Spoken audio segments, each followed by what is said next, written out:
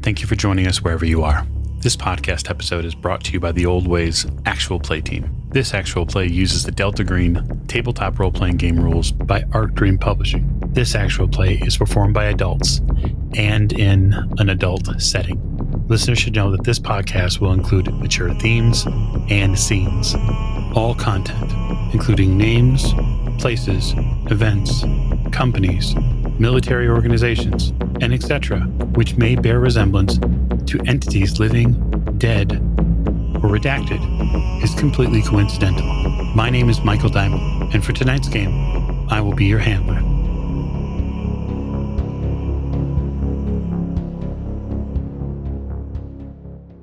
Thank you for joining us again on another episode of the Old Ways Podcast. I'm your handler this evening, Michael Diamond. My pronouns are he, him, and we're back with our Delta Green series, which at the moment we'll just say is more adventures with OSEL. We want to thank you for listening to the show, and we want to especially thank our Patreon supporters for supporting the show. If you'd like to join them in supporting the Old Ways Podcast and all of its varied ventures, you can do so at patreon.com/theoldwayspodcast. And now I'm going to turn it over to character introductions and potentially player introductions to my right. Hi, this is Miranda, and I play Dr. Aaron Weber, not that kind of doctor. And I think I'm going to put myself in the caring and capable hands of young Buck. Young Buck, he is your only hope. And to Dr. Weber's right. Hi, I'm Nate, and I play Elliot Winters, analyst for the Department of State. Service at the local USPS is outstanding. Belly is full of Dannies. Old friends pick me up. I don't even have to walk. Everything's great. Everything's going my way.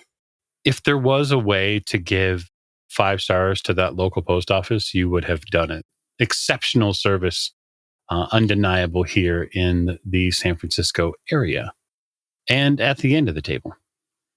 Hi, I'm Allie, and I play Special Agent Joanne Hart.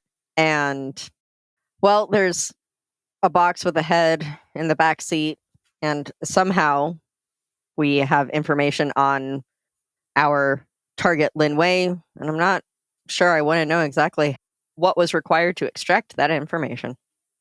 It's neither here nor there at this point because we've reached the end of introductions, last but most certainly not least. Hi, my name is Tegan Gilbert, and I'm playing Brett Young Buck Hawking. Fantastic, Brett. Good to have you here. I hope you've got a well-oiled excuse because this shit has hit the fan. So we're going to raise the curtain on this opera back at a very specific parking lot. So the last time we saw our agents on camera, they were doing something important. They had gone to the Ecotopian. They had broken into the facility, understanding that they would have a limited amount of time to potentially extract any information.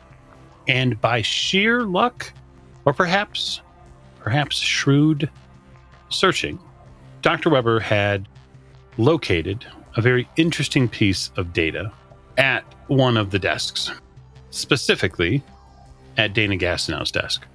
She had located the circulation and subscription list for the Ecotopian, which listed one subscriber in Montana, and that subscriber was Dr. Arnold Crisp. Now, as those two agents began to exfiltrate from the building, they were accosted auditorily by car sirens. There was some slight panic. Someone may have wet themselves. And finally, it was decided that they were going out the front door, hands up, minus any potentially incriminating crowbars. And Brett had decided to announce himself as a member of NCIS. So that is the stage that we are set in. There is a single squad car outside this office. Keep in mind, obviously, the Ecotopian is on a second floor. It's accessed via a single stairway that you are aware of, which you have come down, and that is where it joins the parking lot. So stairs go directly into the parking lot. There's a bit of an overhang. There's a coffee shop, I think, on the first floor area, which sort of takes this space up. And the officer behind the wheel gets out and pulls his firearm. and says, "Get down on the ground immediately. On the ground. Now." Yeah, I'm going to comply, and I'm going to also push Aaron down on the ground. And I'm going to yell out, "NCIS, I'm with a suspect. Breaking and entering." Another police officer gets out of the passenger seat of the cop car. And he does not pull his service firearm. He moves swiftly over just to cut the distance down. And you hear a lot of repetitive, somewhat shouted orders, which are stay down on the ground, hands behind your back. This is something that you're process-wise very familiar with. Agent Hawking, you've arrested many people in your illustrious career. You know exactly what they want. They want compliance. They want to show force and authority over your persons. They arrive at the two of you, one officer apiece. Dr. Weber, your hands are placed, which you likely have already placed behind your back, because I'm assuming, I don't want to assume, but I will assume that you're being compliant unless you tell me otherwise.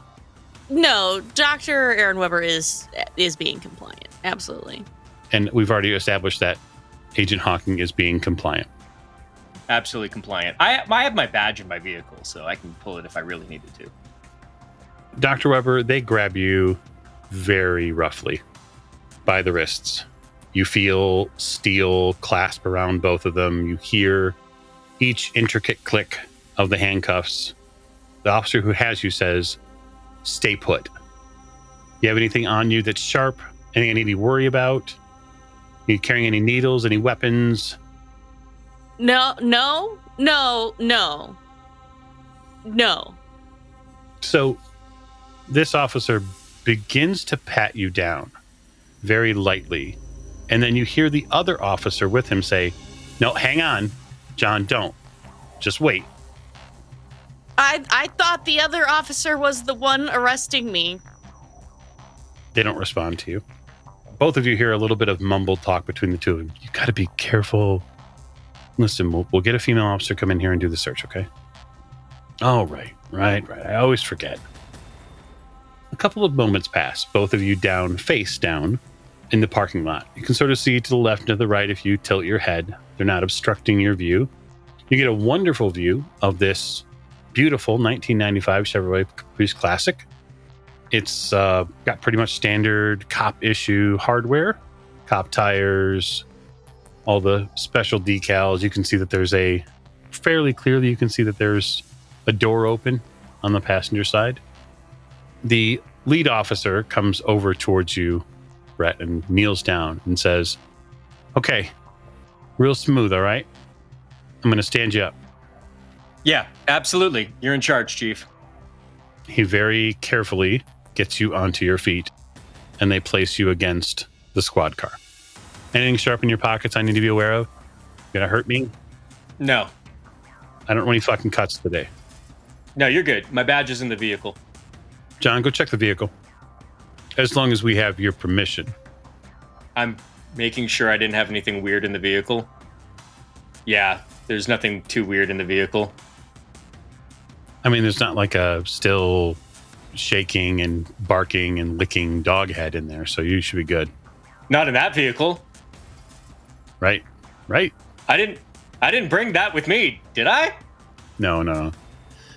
Agent Winters has that dog head under complete control. Yeah. My badge is in center console. All right. They search you. They bring you around to the other side of the squad car.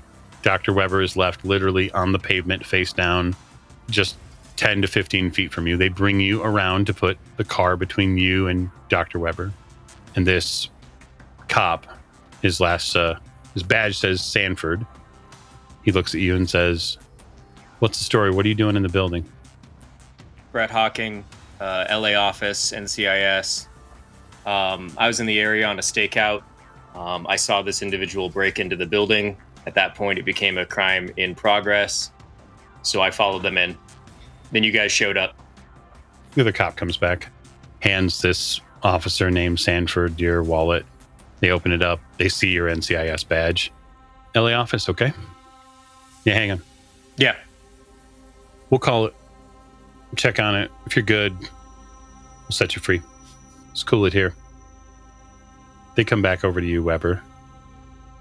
One of the police officers leans down and says, I'm going to get you on your feet, okay? Okay. Just be real careful. Don't try anything fast. I won't. This police officer helps you to your feet. He is stronger than you first think. He takes you to the back of one of the squad cars and leans you against it. You can see Brett is relatively nearby. Yeah, I think my eyes do the best that they can to not leave Brett the whole time. My eyes are just right there on Brett to the best of my ability. What are you doing in the building? The cop asks you. I am not at liberty to say. Do you know what the charge and punishment is for felony breaking and entering? No. You're going to find out. Oh, are you going to tell me? No, the judge will deal with it. Do you know what the charge is? Do you know what it is for felony breaking and entering? He smiles at you. You do this often? You got a record I need to be worried about? Oh, I don't think so. I don't know if I have or I don't know. They don't keep record. No. Wait, who's they? I don't know. Right. A second squad pulls up. I thought that other gentleman was arresting me first. Is this like a first dibs thing? First come, first serve or something? Hey, if she's gonna say anything, I need you to write that shit down, okay? This is part of an active sting operation, and you guys can't be doing interrogation without at least consulting with my office. The second officer leans over and says, I'm not interrogating. I'm trying to figure out why the hell she broke into the building. All right. Out of the second car, a female cop gets out. Short blonde hair, fit probably in her mid-30s. She steps over, and the second officer takes you by the shoulder and the bicep and moves you over to this female officer. Appreciate it, Suzanne. Thanks. Suzanne looks at you and says, okay, I'm going to pat you down, and I just want to make sure that there's nothing that's going to cut me or get on my skin. She starts pulling out gloves. Nope. We should be okay. She pats you down. I guess my question is what is, if anything, Dr. Weber carrying on her? Identification, money, keys, etc. Anything in her pockets? I don't know that Weber carries a purse, but if she does and you have it, then they'd go through your purse as well. Sounds exhausting to carry a purse, so probably not. No, Dr. Weber would have like her identification, some cash, phone. She travels light. She has some odd pins in her pocket and some paper clips. Definitely. And she has 2 hard candies. Okay. Suzanne collects the evidence in a bag and sort of tapes it shut. Strong word. After which, you get placed in the back of a squad car. When you're placed in the back of the squad car, because the handcuffs are behind your back and you're set in, you feel them tighten a couple clicks. Because, of course, your body weight is pressed against them.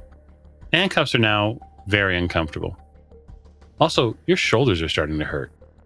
Yeah, I don't like that. I mean, kind of stretching and wiggling around in the back of the car, trying to get slightly more comfortable, but likely unable to really anything I can to position my body in a slightly better way. Yeah, I'd like you to make a 50-50 roll for me, Dr. Weber. Okay. Is high good? No. Okay. I rolled a 96. Ooh. So you try to get comfortable. The exact opposite happens. Every time you seem to shift your body weight, you do 2 things. One, you rack your knee a little bit on this metal plate that exists in the back seat here. And then as you try to push off of that to get the cuffs more comfortable, the opposite side of your body and that hand, the cuffs seem to click even more. And so now they are super tight and very uncomfortable, and you're actually in pain. Ugh, son of a bitch. Fucking Brett better get me out of this shit. Outside the car, the second officer, John, comes back and puts your wallet, Brett, on top of the squad. We got a call into the LANCIS. No response yet, but badge is in system. So can I get these cuffs off? Sanford, the first cop, looks at you and goes, yeah. Come on, turn around. They take the cuffs off. If I hadn't heard NCIS, I might have just shot you. No, that's reasonable. So who is this lady? I don't know. I was doing the stakeout of this journalistic facility, air quotes. If you run the business operations leader up, she's got connections with eco-terrorist groups. She's been arrested a few times for assault. Yeah, no, the local guys are aware that she's a whack job. Yeah, so we're watching her place. NCIS has had some recent issues with Marines in Okinawa smuggling in animals in shipping crates across the country. I know you guys heard about that story where they were doing it with people a few years back, but smuggling in animals, and this group got mixed up in that. We're thinking that they're funding the activity directly, and so we're doing a stakeout after I stopped by today undercover to speak with some of the staff, and that's when I saw whoever the fuck this is go upstairs. And then I heard the breaking glass, had my window cracked, and I proceeded to walk up there, and that's when I confronted her, and then you guys pulled up. So I'm thinking that she's connected, so I'll want to take the lead on any interrogation. But yeah, let's do this right. Let's make sure we get the place cleaned up, get roped off, and that you guys are in the clear. But yeah, she's my suspect.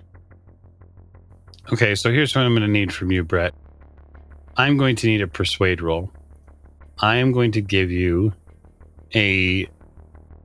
for now, a 10% bonus to your total skill for you having an actual legal, like a law enforcement badge, which can be checked in the national database and be verified. How long that play continues is sort of subject to the clock, so to speak. No, I totally get that. I mean, everybody's going to be asleep, but if I need to, if they're being struggling, then I'm going to offer them a phone number of somebody at NCIS, and it just will happen to be somebody that hopefully I know that will vouch for me. I'll owe them a huge fucking favor, but they'll vouch for me. Go ahead and make me a persuade roll, and we'll see how you tap out. This is you trying to get control, quote, of your suspect. So I can do a plus 20 with the system. Let me do a plus 10. Here, let me just roll it standard, and then we'll just add the 10. All right, that's not good. Oh, I'm so fucking close. No, you're not. You're 11% off. Yeah. Shit. So you go through the whole story with them, and Sanford, the lead police officer who showed up first in the driver's seat, says, I'm going to need a number from somebody just to be sure. I mean, I'd love to let you just walk with her, but I got to be careful. Yeah, you cool with me getting my phone out of the vehicle? Yeah. Okay. Sweet. This entire time, by the way, Dr. Weber is struggling in the back of the cop car. That's good. That's good. She deserves it. She's struggling and staring at you. Daggers in my eyes. Okay, I gotta make a call. I gotta make a snap judgment, knife hand this.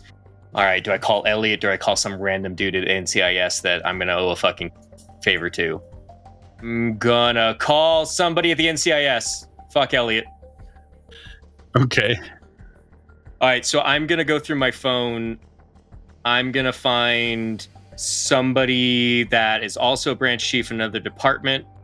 but that like maybe we played golf together or something. He's gonna have me by the fucking scrot after this.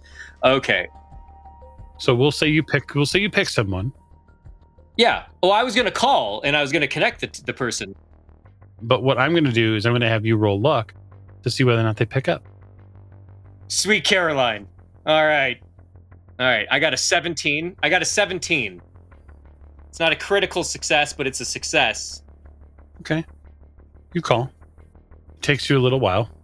It's about 5 rings. And you get Special Agent Gary Cole. He is out of a southern post. He's a guy that you played golf with a couple of times, not just in, the Norfolk area, but also in his home, the great state of Florida. And the thing you know about Cole is this probably won't be the strangest phone call he's ever gotten. He's got a lot of pull with some of the top brass at NCIS, mostly because he has some marital relations that go in that route. So he's got pull. Hey, Cole. Hey, it's Hawking. Hey, how's it going? Hey, I'm so sorry for the late call. I know you're on the East Coast. We need to do this quick, friend, but I need a favor from you. I need a huge favor.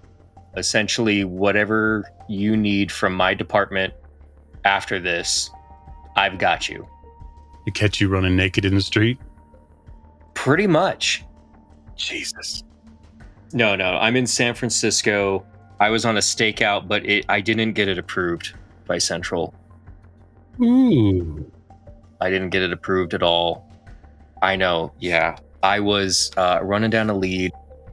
Look, I knew Stacy wasn't going to sign off on it with the amount of proof that I had, so I decided to make a call. I got the suspect. I've got everything that I need now to make it golden, but I don't want Stacy to find out about it yet.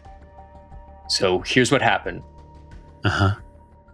So local PD arrived on scene as I was apprehending the suspect, and they just need confirmation of my status with NCIS, along with a secondary badge number to just, back up that they saw me. It's not going anywhere farther than local San Francisco PD. Yeah, it's Berkeley in California. Boy, you are way out of district. I am. And I think this is all going to pay off and it's going to look good. But if you can help me with this one confirmation of my status, then whatever you want is yours. Sure. I'm sure I'll have no problem dreaming up something that you can owe me. I have been looking forward to getting back to see you folks in Virginia soon. Just put me on speaker. Okay. Brett Hawking, LA office. And I'll go ahead and put him on speaker right there and be like, here you go, Chief. You hear Cole's voice get more authoritative. Excuse me, officer? You see the cops nearby. Sanford walks over. Yeah, who is this? This is Regional Director Cole. I'm here to confirm Agent Hawking's NCIS status. You can reach me, he begins listing these numbers. If you need to double check my office, we need him to be able to take the suspect into NCIS custody immediately. They're part of an active investigation. You understand, of course. So now we'll make a persuade roll, which didn't suck. Sanford seems to nod. All right, yeah, listen, I don't want to have anything to do with this. The owner of the business has already been contacted. We'll sort this out in a little bit. Cole hangs up. I'm just going to look at the officer Yeah. Suzanne, would you get her out of there? Do you want to keep your cuffs, or do I have to swap cuffs out? Are you partial to your cuffs? No, I'm not partial. We don't have to swap. Don't worry about it. Okay. I'd like to keep a dangerous criminal like her locked up. Suzanne brings you out, and as soon as Weber is out of the car, Hawking, you can see the red ring forming at the top of her wrist. those cuffs are on way too tight. Yeah, we'll get those off of her in a minute. But right now, she's just gonna have to embrace the suck. It's gonna be terrible. So in short order, the cops sort of begin to take pictures and cordon off the crime scene. And you get a gap of time that allows you to take Dr. Weber into your custody and potentially leave the scene. Is that what you're planning on doing? Yeah, as long as it doesn't look too weird, me shoving her in the back of my own personal vehicle and driving off. Well, she goes, thank you, thank you, thank you, thank you. I'm leaving your handcuffs on until we fucking leave. We're gonna have a talk. Hey, but you know what I'm gonna do? I'm going to do my due diligence, and I'm gonna get the information of all these officers, their badge numbers, their names, and all of that stuff, so it looks completely up and up, but also so that I can clean up things if I have to later. Probably a good idea. You are able then, after making things look right, you are able to get out of a very sticky situation. I will leave you there. Agent Winters, post office. My question is what are you and potentially Agent Hart planning on doing for the balance of today? Hey, Hart, you married? No. No. You got kids? No. Single as a bird. Probably lucky for you. And I was married. I do have a kid. But all this business really messed all that up. Yeah, I can only imagine. Oh. I called my daughter Ellie on her birthday this year, and she said, oh, she's busy, and she told me she needed to do something and went off, and she never called me. She never even called me back. Really hurt my feelings, I have to say. How old is she? Oh, shit. Yeah, she's 17 at this point. But won't be surprising, I guess. My problems with her, really, I mean, her problems with me. It's me. It's not her, but our problems really started on that missing persons case a bunch of years ago. In that weird apartment building. The first time we all met. Yeah. I don't miss that place. Oh, damn. The weirdest thing about all this going on is I am super relieved that I am dealing with, and I shake the box, I'm dealing with this presumably animated dog head and not some ridiculous mansion, haunted house, parallel dimension demon stuff. Is that what we've come to, where, oh, thank goodness, it's just a dog head that has taken 20 shots in the noggin and still biting? That's the kind of people we are, Hart. The box shakes back. I think this is a good dog. It's a good dog. I think it's a good dog. When we was in the post office, and you treat it like a normal good dog, and it calmed down. I think it's still a dog in here. It's a monster, but I think it's a dog. Well, I don't know, but I can tell you, as a former teenage girl, even though that was many years ago, teenage girls don't really like their parents for the most part. So it might be best, or try, right? I can't tell you what to do. No, I'll take all the advice you got.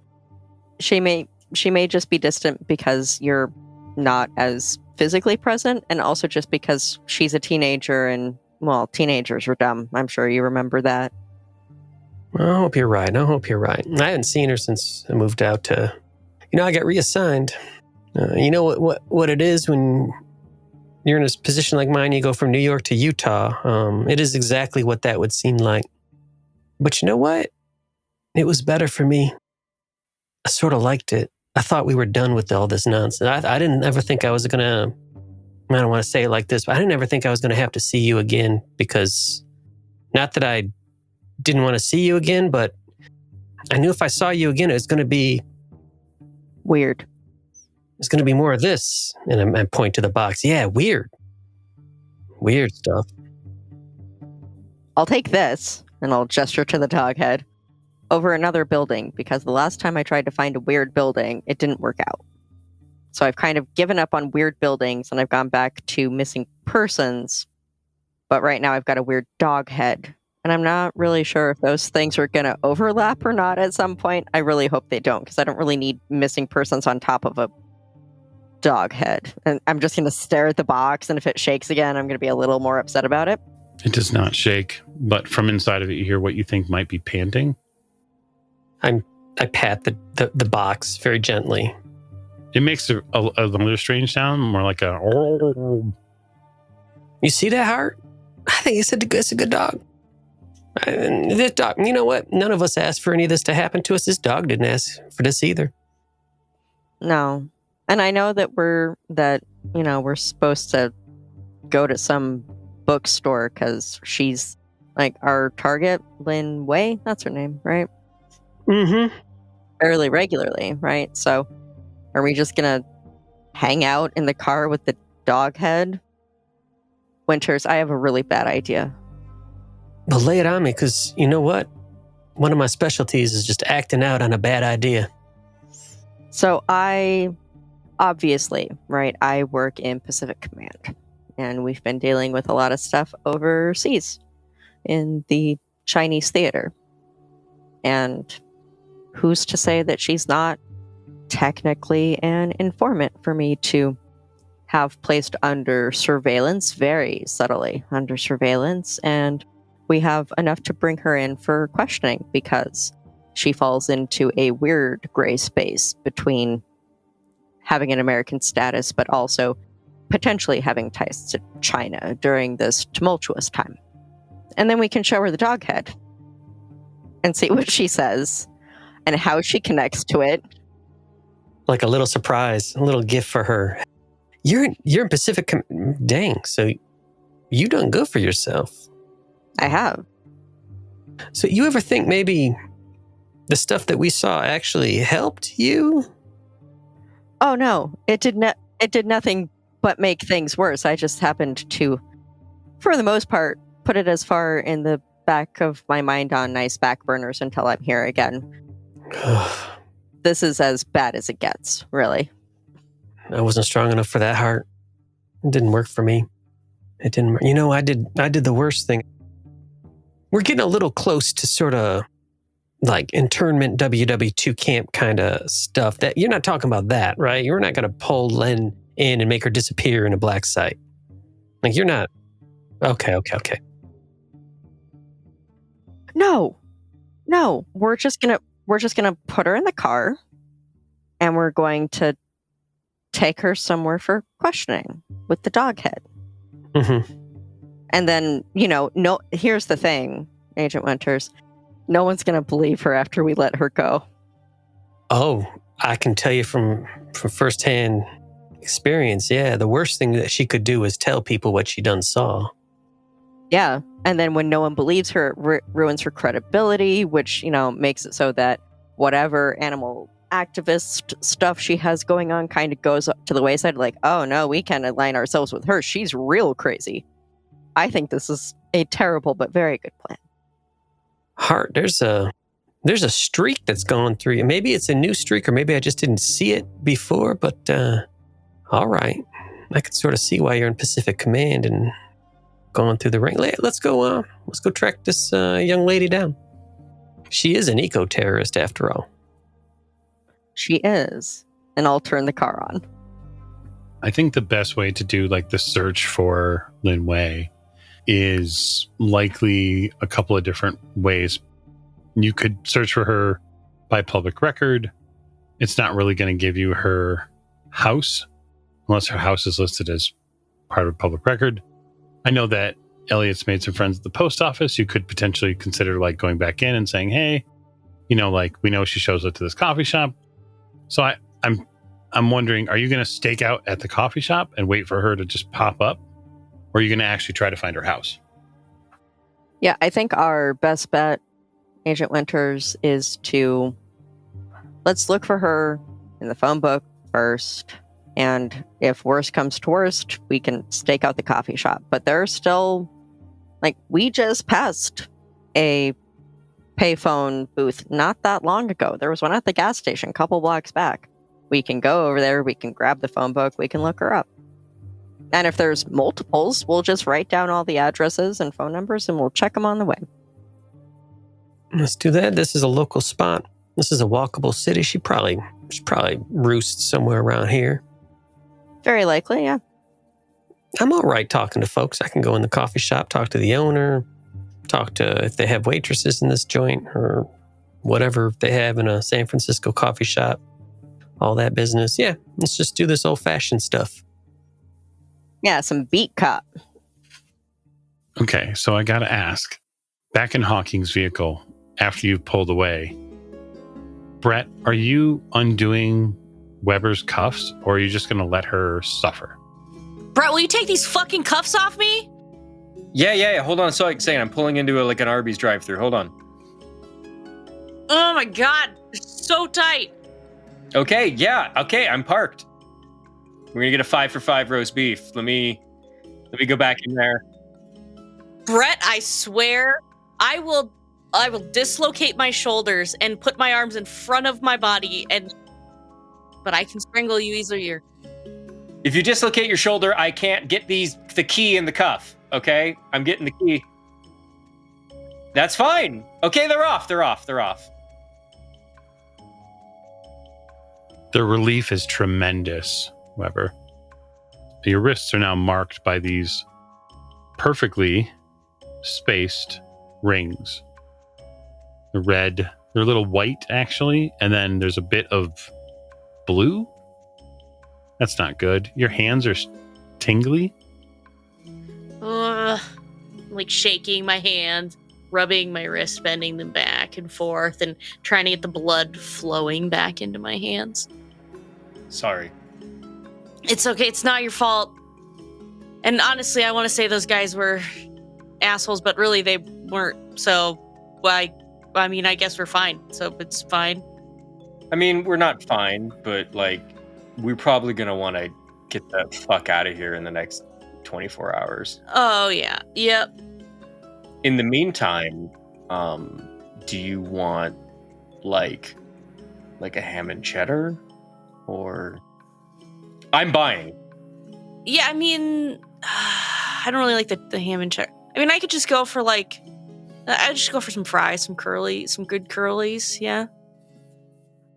I think they're not gonna fuck with you. I think the cops are gonna let us run things. Do you have a plan if they check up on you later? Oh, no, absolutely not. Okay. Then before we're done with this night at the opera, you and me are going to sit down and we're going to come up with a plan, okay? Okay. Yeah, we can do that. Oh, they have mint shakes. So this Crisp, Arnold Crisp, I got his name in there. Yeah. So I'm still running off adrenaline. No, that's okay. I'm just, me too. I'm all jacked up on this operation, I guess. And really, I think that's the best lead that we have so far in Montana. Like, now we're not just going to Montana. We have a name. We know what we're looking for in Montana, which is immensely helpful, because before we were just, I don't know, going to go to Montana and wander around. But now we have a name. We'll want to make sure we're spreading the loving around, so I'll see if Hart wants to run that name down, seeing as that I think Winters have already run down some names. So when we meet up with her, we'll have them check that out so that we know what we're getting into in Montana. I'm sorry I don't have that, rundown names thing like the rest of you do. But I can do things too. Yeah, you're a non-threatening person that the cops can throw on the ground. Thank you. Because honestly, if it was, like Winters, I don't know if I could have talked us out of that.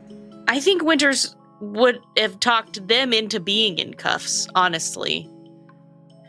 I think by the end of it, he would have been arresting them. Yeah. Okay, so we got a name. We got a contact in Montana. What else did we get out of that? I guess blackmail information against Keith Bass, who's a socialist. Yeah. Fucking commies. I don't think we really need that, but just in case, I guess. Yeah, that was a lot of it. Because there's like nothing on Fiona's desk, though. That was weird. Well, that closes out the vector from them, from the property owner, and then we'll just have to make sure we watch on the vector from the police. Okay. I'll handle the dude I called in later. Okay. But next step seems like we go to Montana. Yeah, I think we were already headed to Montana. We're just going to probably just get some info first and make sure that we get some sleep. Honking, I still kind of want to talk to Fiona at some point because we haven't gotten to interrogate her yet. Well, we need to be careful, okay, with that because the local PD's already alerted. You have an in with that documentation that you have. You have something to threaten her with or to threaten her associates with. But we might want to do it from a distance. Oh, so we shouldn't show up on Keith Bass's front door and say, I know you're some sort of socialist, so tell me where Fiona is? Look, right now, isn't Fiona's main thing that she was the recipient of the head? Yeah, honestly, I don't think that she's really, guilty of anything. Exactly. She was just receiving... I'm sure she has her own bad shit going on. So to be clear, Fiona was the intended recipient, but remember, the post office intercepted the package. And so Fiona doesn't even know, likely, that this package was intended for her. Now, maybe she does, but you don't know that. Not yet.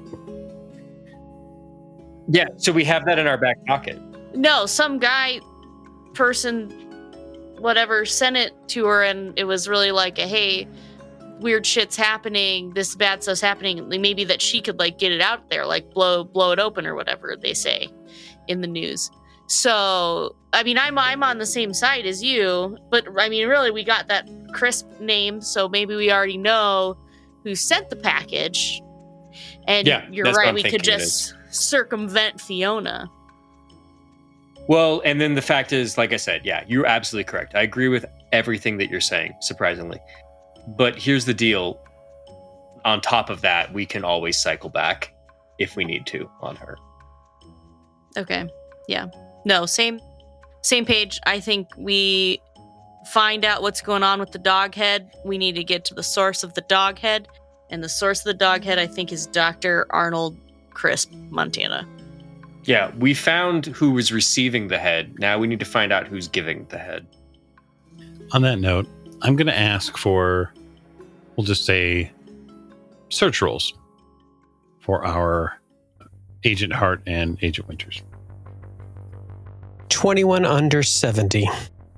Man, I really hope you got good eyes because I got a 76 over 40. Winters, you see a woman fitting the description. She is walking down the street. It looks like she is talking on her phone, and she is heading towards a local coffee shop. Hart, there she is. That's her.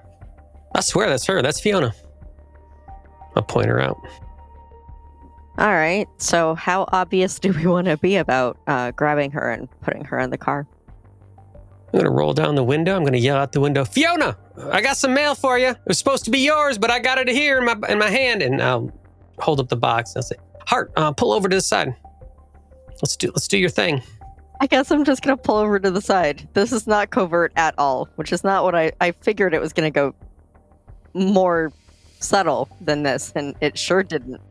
We got to modulate the energy. And so there was a lot of this. So here, this has to be this way. Okay. You pull over. The woman in question does react to you calling her name. She stops. She looks to the right into the street, across the street where the car is. We're sort of continuing to move down the street, and she does tilt her head, like almost to stare in that direction. I'm sorry, ma'am. We were heading over to the coffee shop and we just spotted you out here. I don't want to scare you or whatever, but you got a package here. It was intercepted by the U.S. Postal Service from a friend of yours in Montana. Hang on, who are you? Oh, I'm Elliot. Hi, yeah, can you just stay right there? Yeah, I'll stay right here. Okay, great. I can show you my ID if you want. I got a badge and everything like that. You see her go for her purse, which sort of flashes in your memory that she has maced a couple of people, and she sort of puts her hand in her purse. Yeah, listen, I'm sure whatever you have going on is super important. I just need you to understand that, you know, I play it real careful here in the city, and I guess my place of business was just broke into, and so I'm just being really careful. I'm gonna step out of the car. So that's smart. You know, woman in the city. Yeah, you do what you need to do. This is my partner, Agent Hart.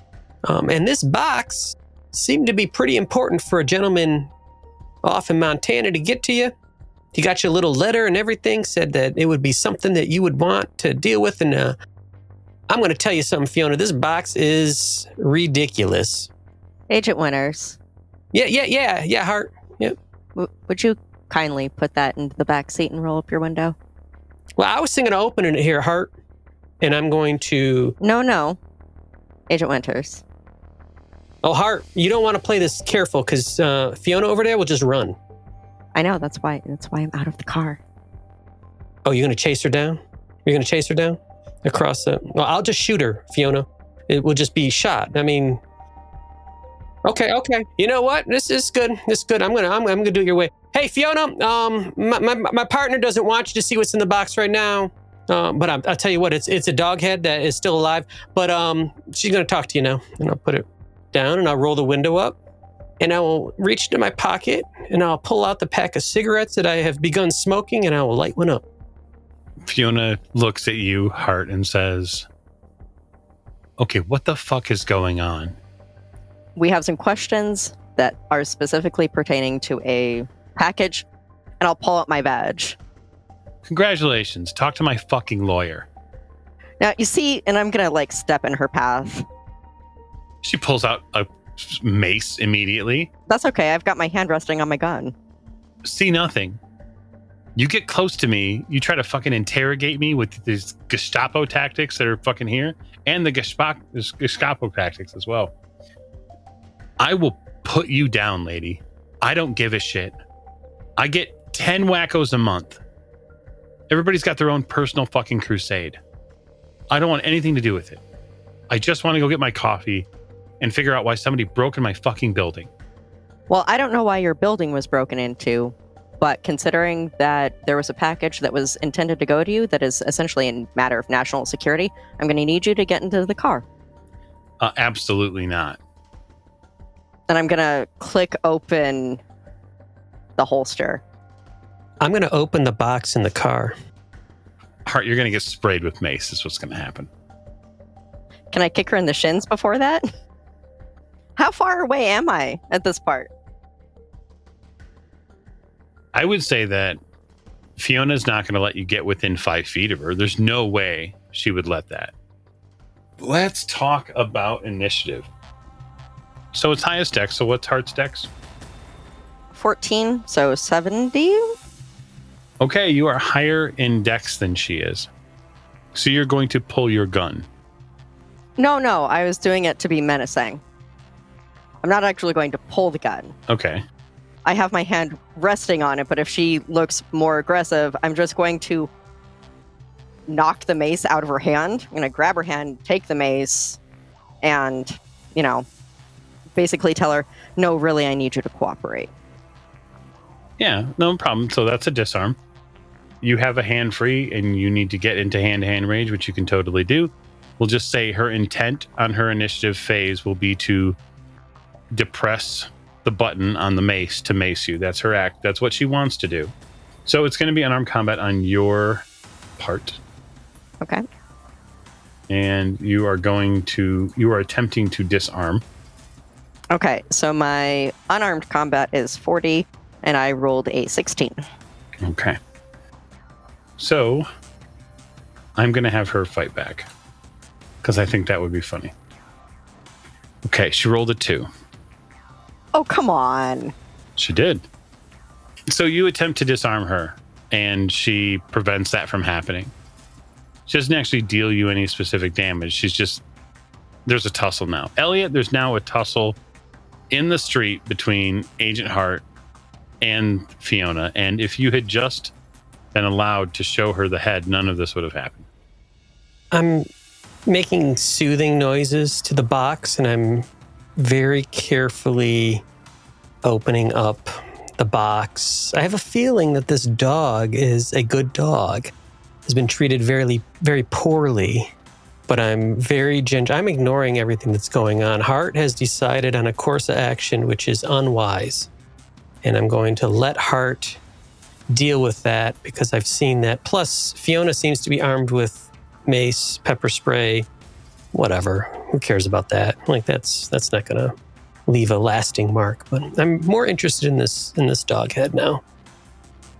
Okay, fair enough. You're showing interest to the dog and its head, or the dog head, as it were, and the dog head seems to appreciate it. It's probably seen a lot of rough times, what with the 13 rounds that were pushed into its skull. Rough times. So am I able to lift the lid and see it? Oh, yeah. And I'm going to very gently, just making the dog noises. And, it's all right. It's all right. It's all right. I'm going to try and pat it on the top of its destroyed cranium. Oh, yeah. You can certainly do that. The ears twitch. The jowl and tongue seem to move back and forth. There's an awful lot of drool in this box. Oh, you little boy. Oh, you poor thing. I'm going to call you Jojo. Jojo. I don't know your real name. Probably doesn't even matter. Oh, Jojo. You're such a cute little Jojo. Hart, I'm going to spray you with mace. Do I get to dodge? Yeah. Okay. Maybe. Ooh, I got an 18 under 30. Good. It, of course, does not prevent you from getting sprayed, but it's a good roll. Tear gas and pepper spray. The question is, does it get me in the face? You don't want it in the face. You might think you do, but you don't. This is caustic material. So this pepper spray is not the stuff that's just on a simple keychain. Like, she has an actual actionable can of pepper spray, which keeps on her. Because she's such a prolific pepper sprayer. The radius on this attack is 2 targets, so it envelops you. You are stunned. That's what this attack does. It stuns you. Oh, jeez. And whenever it's my turn again, Michael, or Keeper, I'll be doing something. It is your action. You're gonna carry out the fucking dog head.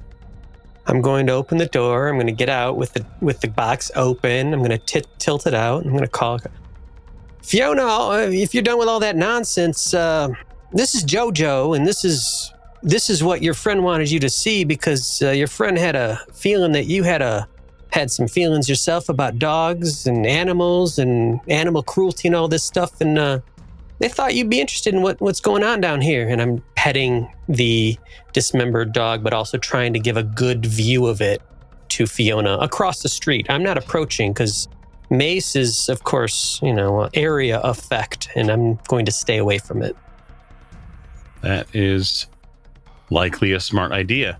You do get Fiona's attention through the cloud and the coughing, and Agent Hart now in a heap, at least for the immediate future. I'm going to give her just a simple roll to see if she sees what you're doing. Or, moreover, if she sees what's in the box. She 100% sees what's in the box. I will now make a sand roll for her. Oh, Jesus, that's a 97. She loses 2 points of sanity and she begins shrieking. And she is going to begin moving away. Now, keep in mind, this is a 26-year-old editor and, clearly someone who champions causes. But she's terrified at what you are showing her. As she should be. Handler. I'm going to get back in the car and follow her, handler. You're taking my car? Seems so. Okay. It's going to be slow. I mean, Elliot, your phone rings. Like while you get into the car or the driver's seat. oh, I'll drive and answer the phone at the same time. Agent Hawking, you're on the line. Hey, Winters, how's it going? Oh, pretty good, Brett. How you doing? You know, I like to just come out with it sometimes, when I'm working with the group. It's always best to be up front. I think I fucked up. Oh, we're doing good. I showed the dog to Fiona. We found her outside a coffee shop. Agent Hart has been maced, and I'm following her on the street like a creeper. Hopefully she's going to lead me up to her house. So I think we're all doing pretty good here, Brett. Well-oiled machine, just like old times. Okay, that was a really weird response to I think I fucked up. What? I'm not going to say it again. I'm busy here. What did you fuck up? Is Dr. Weber dead? No, Dr. Weber's fine. Okay, good. You didn't fuck up that bad, Dan. Come on now. Don't be so hard on yourself. Ellie, you hear the screech of tires. Like as you're maneuvering the car into position. Wait, I hear the screech of Brett's tires, or I hear the screech of my tires? No. You hear the screech of tires in the area. I'll check my mirrors. But I'm keeping an eye on Fiona. I'm just... There's a sedan behind you accelerating. No, I got myself a tail as well. Brett, did you send anyone over after me? Or is this you, or is this just a whole nother set of situations? Is this just another situation? I have no idea. You know what's nice about Utah, Brett? Everything shuts down about 8, and you just get a nice rest every single day of your life. None of this stuff happens. I'm going to see if I can identify what's going on with this sedan. You look back at the sedan. Inside the sedan, there are 4 figures, 2 in front and 2 behind. As they pass you, because they do pass you on your left, you get clear sight of them. They're wearing what you might consider retro police uniforms from the 50s. You get just the briefest of glance at their right shoulders, the 2, 1 passenger side front, 1 passenger rear. And the patch on the side of their jacket says New York Police Department. I will relay. All right, Brett, this is weird. And last time I saw this, it was in a movie, and all sorts of not good gotten up to. What are you talking about? 4 dudes just passed me in a sedan. They're all wearing New York PD costumes, like 1950s style police uniforms. Now, I would expect them to be all wearing different president masks or animal masks and robbing a bank, but I don't like it. I don't like it at all. It's too much of a coincidence. But they done passed me. Ellie, you're not making any sense. Where are you? Give me your main crossroads. What's your 20? Yeah, I don't know if I know where I'm at, Brett. I do a lot of walking now. Where's Fiona? She's just up ahead there. Hart, you're beginning to get back to some recovery from all the coughing. Fiona has not gone far. Is the sedan aiming towards Fiona at all? Nope. It passes you directly, and then it continues on thundering forward. New York license plate in the back. I'm going to tackle her. Okay, so you get up from your maced haze, still, eyes and nose running, and you're going to run after her in your sharp suit, now, which is now, of course, covered in mace. Yeah, you can totally run over to tackle her. Now, you're going to end up being kind of right next to Winters as he's sort of slow driving the car. So that is something you'll see, Winters. You'll see Hart get up, and then she starts running after Fiona. I'm going to roll the passenger window down, and yell out over him, "Get her, Hart! Get her! You got her!" I'm sort of laughing while I say it. Oh, Brett, now Hart is chasing after this Fiona. I think she's about to launch herself at her. It's getting good. Yeah. Okay. She recovered good from that mace, I tell you. She got it right in the face, but she got right up. Why did you guys go after Fiona? Because we had questions for her. Wanted to see if she knew who sent this thing. We were going to find out who sent it. Brett? I mean, you guys are already in the middle of it. Okay. Yeah, we got the name. We got the name of the dude in Montana. Wait, so you're saying that we don't need Fiona anymore? Well, we broke into the that rag she works for. Oh, that was you. She was complaining about that. I think that got her on edge. Hart, go ahead and give me an unarmed combat roll as you attempt to tackle this woman in the street. Well, Brett, it seems cruel to dissuade Hart from her chosen course of action, so I'm going to yell out again. You got this, Hart. We definitely need Fiona. 2. Ooh. I'm going to make a dodge roll. It will not be enough. You tackle her in the street. You actually sort of careen and land on top of her between the street and the sidewalk. So there's sort of this very painful experience for her. So what I'm going to rule is that you're going to roll me a D3 damage. Fiona is going to feel the edge of the curb here. Not like a American History X curb, but She messed with the wrong girl. Listen, I already bit the necks out of creatures. This is cake at this point. Brett, I think Hart got a little bit mean while we was away. She's fierce. 2 damage. you hear her oof, and then you hear what sounded like at some point a breaking of bone. Oh, well, Oh. she attacked a police officer. I'll just say wouldn't be the first time. No, probably not. So what I'm going to do is I'm going to keep her pinned, and I'm going to grab my handcuffs. I'm going to handcuff her hands behind her back. She didn't go limp, and I was allowing you to do whatever you want. You've landed on top of her, and you're going to go for your handcuffs. At that time, about that time, Agent Winters is going to arrive in the car. So we'll give him a chance to declare what he is going to do other than cheer you on. Mm-hmm. I'm going to pull up someplace convenient, hopefully. Unlock the doors of the car, and then, hey, Brett, is Dr. Weber there? Yeah. Do you want to talk to her? Yeah. Put her on real quick. All right. Before I hand the phone over to Winters, hey Weber, we're probably gonna need to leave town in like the next couple of hours, just based off of current events. Here you go. Here's Winters. Hey, Winters, I got arrested. Oh, really? I named the dog head Jojo, Oh, cool. and it's actually sort of nice. But hey, do you still talk to your kid? Sometimes when she lets me or when her dad lets me, yeah. Why? That's the same with me. My Ellie doesn't talk to me at all. I was just telling Hart a little bit about that. I don't know. I think all this business has made us sort of bad parents.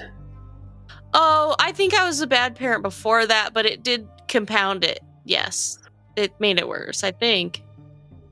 I got really distracted with work and got kind of caught up in this. And I mean, Holly usually just kind of takes care of herself. And I think I maybe relied on that too much when she was too young to really take care of herself all the time. But I just leaned on that. All right, enough. You're only going to get so many words in. Jesus. Slow down. Winters, a little help, maybe. You're getting punched, Hart. Oh, for Pete's sake. Unarmed combat. Would you care to dodge? Yeah, I'll dodge. You won't need to. She fails. She swings on you. Fucking pig. Get off me. I mean, I got a 36 under 40. So does that mean I can pin her a little harder to the ground? Yeah, sure. Okay. You pin her. What are you going to do with her? She's cursing. Yeah, I'm going to hold her there. Elliot, come here.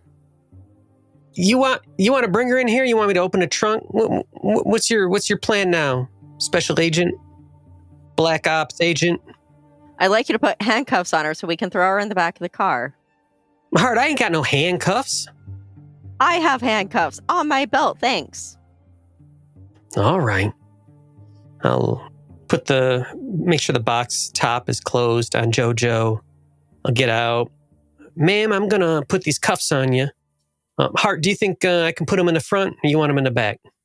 I'll put them in the back. All right. That hurts, but I'll attempt to put these cuffs on her, which will probably involve some struggle. Probably. You're going to have to make an unarmed combat roll, Agent Winters. You're going to get a 20% bonus because Hart is pinning her, but she is still going to get a chance to dodge, albeit a difficult one. So I have rolled 25 under 80 because my unarmed combat is 60, so plus 20. You get her cuffed very quickly. I'm leaving them as loose as I can. I mean, they're attached, but as loose as they can. I'm going to gently try and pick her up to her feet. Okay. Her purse, spills out, and you see the can of mace. You also see what looks like a taser in her purse, and then assorted purse things. Yeah, and I'll open the back door. Ma'am, watch your head. Watch your head. This doesn't have to be any more dumb than it's already been, and I will try and put her in the back of the car. Yeah, you put her in the back of the car.